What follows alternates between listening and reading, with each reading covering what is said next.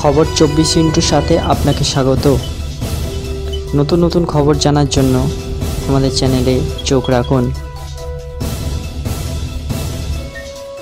ঝঞ্ঝার জেরে কুপোকাত শীত। শুক্রবারই আবহাওয়া দপ্তর জানিয়ে দিয়েছিল এবার গুটি গুটি বা বাংলা ছাড়তে শুরু করেছে শীত। মার্চ তো দূরের কথা, ফেব্রুয়ারির মাঝামাঝি লোটা কম্বল নিয়ে রাজ্য ছাড়বে ঠান্ডা। কিন্তু ফেব্রুয়ারির প্রথম দিন তিলোত্তমাবাসীর ঘুম ভাঙল বৃষ্টি দিয়েই। সকাল থেকেই কলকাতা সহ পার্শ্ববর্তী এলাকায় দেখা চলল বৃষ্টির জেরে শহরের নানা প্রান্তে যানজটও দেখা যায়। তবে এক বৃষ্টিতে রক্ষা নেই, সকাল থেকেই গোটা রাজ্যে চলছে কুয়াশার দাপট।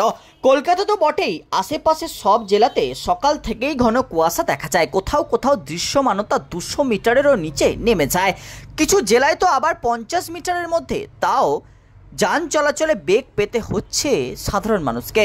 অন্যদিকে তাপমাত্রার গ্রাফ বিগত দুদিন ধরেই ঊর্ধ্বমুখী।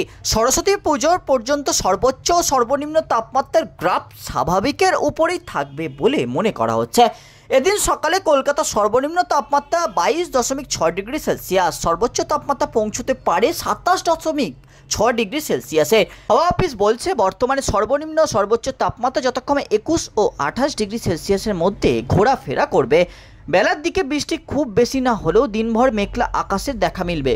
মোটের উপর আগামী 24 ঘন্টায় আবহাওয়া একই রকম থাকবে বলে পূর্বাভাস আলিপুর আবহাওয়া দপ্তরের। ব্যুরো রিপোর্ট, খবর 24।